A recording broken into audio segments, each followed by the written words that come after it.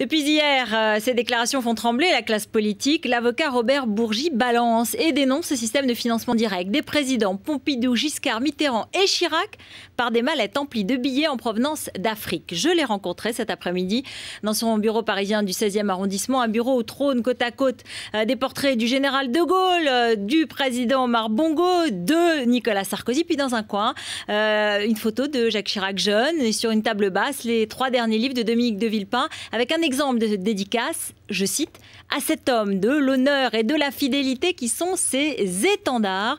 Alors ce soir, il s'en prend aussi à Jean-Marie Le Pen. Vous allez l'écouter. Merci à Guillaume Hoer, Nicolas Bernard, Clément Lafont, Mathieu Lacaille et Tatiana Renard-Barzac pour avoir réalisé cet entretien avec moi. Bonsoir Robert Bourgi. Bonsoir madame. Merci de nous recevoir dans votre bureau à Paris. La une du Monde de cet après-midi, c'est l'ancien monsieur Afrique qui veut mettre le feu à la République. Jusqu'où êtes-vous prêt à aller ?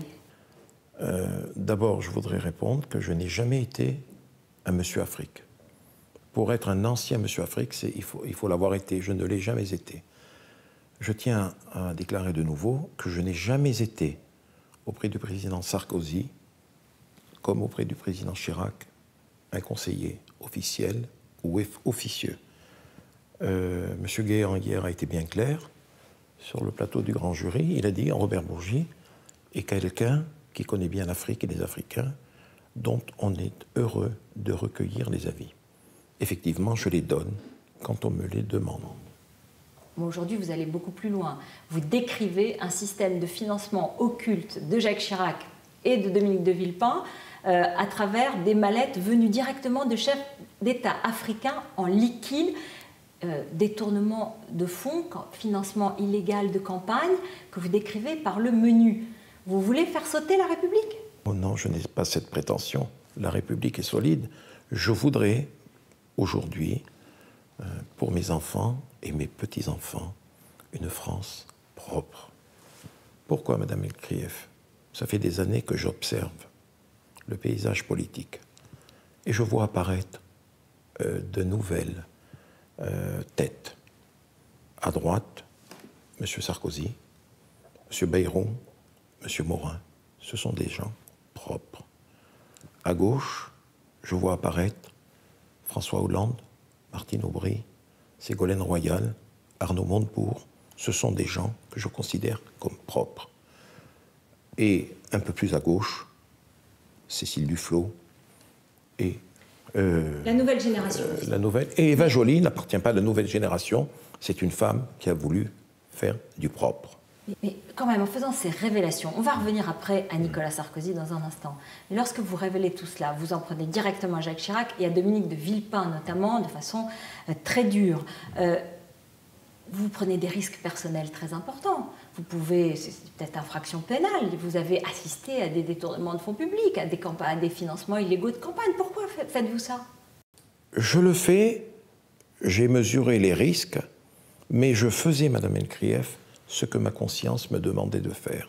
Cela faisait un bout de temps que ma conscience était taraudée. Et quand je vois le débat politique, je vous en ai parlé, j'ai dit qu'il était temps de faire certaines révélations sur le côté obscur de la France-Afrique et des relations franco-africaines.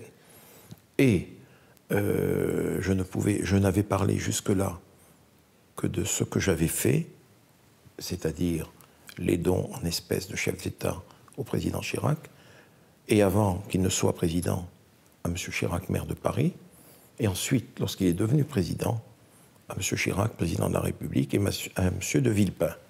Cela entre 1995 et 2002. Et lorsque Dominique de Villepin a quitté l'Élysée pour être ministre des Affaires étrangères, cela se faisait avec lui, et plus avec M. Chirac. Et ces choses-là avaient commencé avec M. Chirac du temps où il était maire de Paris. Et je n'ai fait que prendre le relais de ce que faisait M. Faucard. Jacques Faucard, que tout le monde connaît. Mais franchement, Robert Bourgi, qui peut croire que ça s'est arrêté avec Nicolas Sarkozy ? Tel que vous le décrivez, ça a l'air d'être un système bien huilé, bien rodé. Pourquoi cela se serait arrêté avec Nicolas Sarkozy ? Je dis la stricte vérité, Madame Elkrief. Lorsque je prends tous ces risques qui sont réels, ce n'est pas pour raconter des bêtises après. En 2005, en septembre 2005, il y a eu entre Dominique de Villepin et moi, au pavillon de musique à Matignon, une discussion extrêmement orageuse. Lorsque Villepin m'a dit, camarade, comme il m'appelait, vous savez qu'en 2007, j'ai l'ambition d'être président de la République. Vous savez, il avait la tête dans les nuées.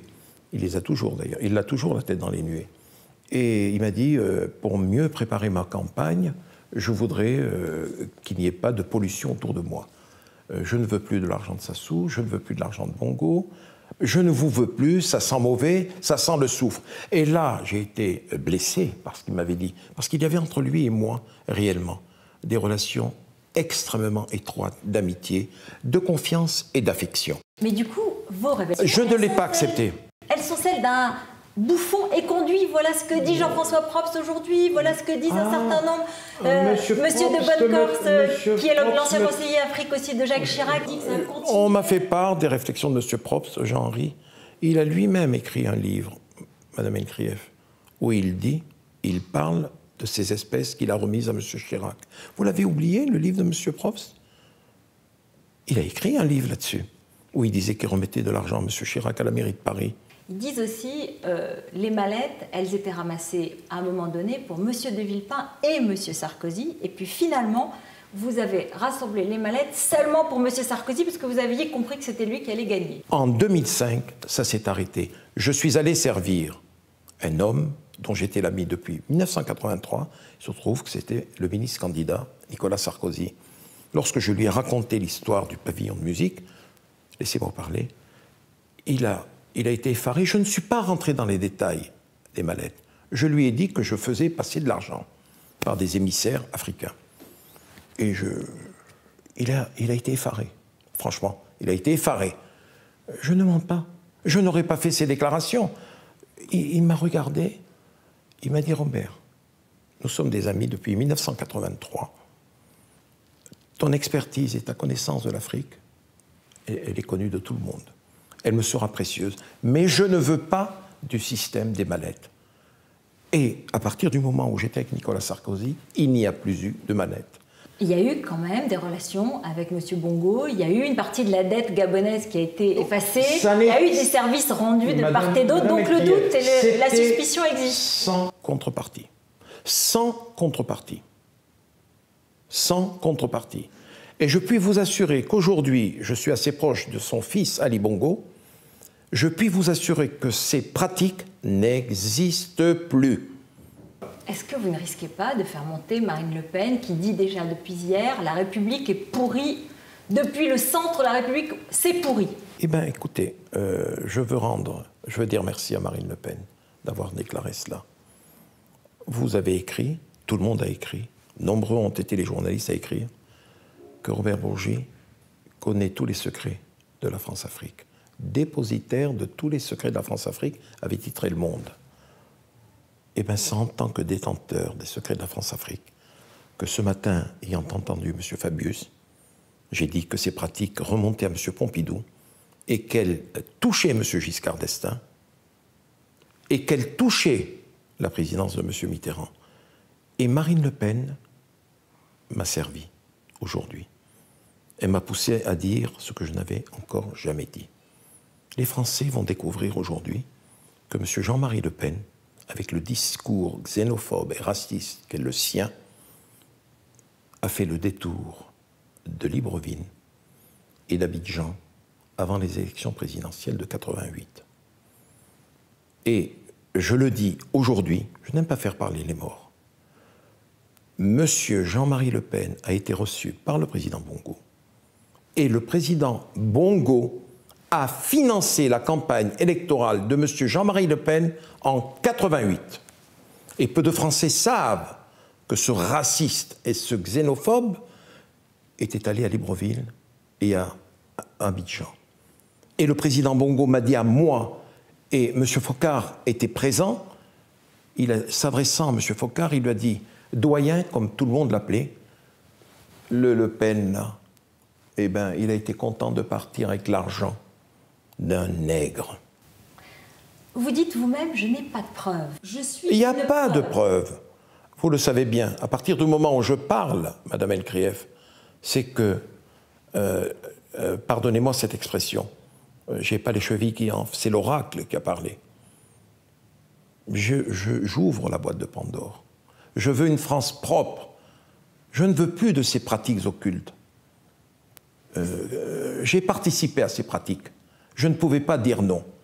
Mais lorsque j'entends M. Larcher, hier, c'est mon camp, dire qu'il faut que la justice s'en saisisse, j'ai appelé ce matin, sur Europe 1, la justice à s'intéresser à mes propos.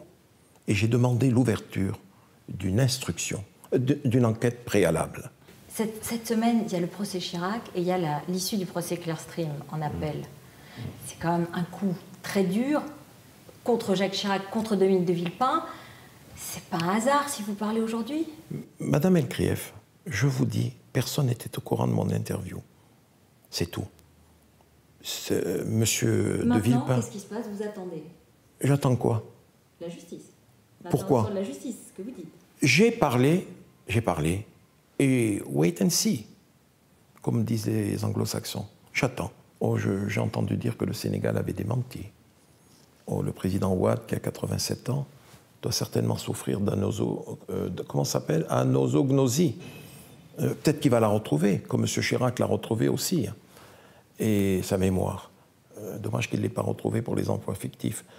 Et... Vous avez des comptes à régler quand même. Aucun compte à régler. Aucun compte. Avec de retard, tout le monde a raison. Pourquoi avec de retard? Ma conscience, vous savez, elle marche un petit pas. Est-ce qu'on dit, vous n'êtes pas aussi un peu écarté de l'entourage de Nicolas Sarkozy et de l'entourage de Claude Guéant? C'est ce qu'on dit aussi aujourd'hui. Eh bien, je vais vous faire un aveu. J'ai eu M. Guéant aujourd'hui. J'ai parlé avec M. Guéant aujourd'hui. J'ai parlé avec M. Guéant hier. J'ai vu M. Guéant hier. Et lui-même m'a dit sa surprise de découvrir dans mon interview. Il m'a posé la même question que vous et je lui ai répondu la même chose. Je lui ai dit, j'assume, Claude. J'assume. Je l'ai vu hier. Je lui parle pratiquement tous les jours. Tous les jours, Madame Elkrief, je lui parle. Et il vous a dit que c'était bien de dire cela? Il ne m'a rien dit. Personne n'est habilité à me dire si c'est bien ou pas. Personne, pas même le président de la République. Mais en le faisant... Le seul, il est en haut. En le faisant, vous vous dites que vous servez quelqu'un? Je ne sers personne. Je travaille, j'aide Monsieur le Président Sarkozy, de mon avis, de mes lumières africaines, et peut-être aussi arabes, vu mes origines. Il ne faut pas me cantonner à l'Afrique, simplement. Donc vous continuerez? Pourquoi pas? C'est une offre de service, c'est en même temps une manière de dire... Mais pourquoi une offre de service? Je ne fais une offre de service à personne. Et je suis surpris qu'on dise que j'ai été écarté de l'entourage du président de la République, de M. Guéant. Que M. Guéant me pardonne de dévoiler quelque chose, lui qui est un homme si secret et si subtil. Je l'ai vu hier, je lui ai parlé hier, je lui ai parlé ce matin. On se parle pratiquement tous les jours. Et je parle aussi régulièrement au président de la République. Je le vois aussi régulièrement. Mais je n'ai pas besoin de prendre un panneau et dire « je vais voir le président de la République ». Quand l'avez-vous vu? Récemment. Plus que récemment. Je ne vous répondrai pas, mais je le vois. Je l'ai vu dernièrement, voilà. Il ne savait rien. Et lui aussi, M. Guéant m'a dit « mais enfin, qu'est-ce qui t'a pris, Robert ?» Hier. Je lui ai dit « le président s'interroge ?» Il m'a dit « oui ». Il s'interroge lui aussi. Je lui ai dit « voilà, j'ai décidé de le faire ». Il n'avait pas à me dire si c'était bon ou pas. Mais je n'ai été commandé par personne. Franchement. Merci beaucoup. Je vous en prie, madame. Voilà l'entretien que j'ai réalisé donc cet après-midi avec Guillaume Hoer, Nicolas Bernard, Clément Lafont, Mathieu Lacaille et Tatiana Renard-Barzac. Dans un instant, on aura aussi la réaction de Jean-Marie Le Pen à ces accusations de Robert Bourgi. Et puis, c'est notre face-à-face entre Alain Madelin, l'ancien ministre de l'économie, et Jean-François Kahn, l'écrivain. On parlera France-Afrique, mais aussi crise économique, chute des bourses européennes et menaces sur les banques françaises. À tout de suite.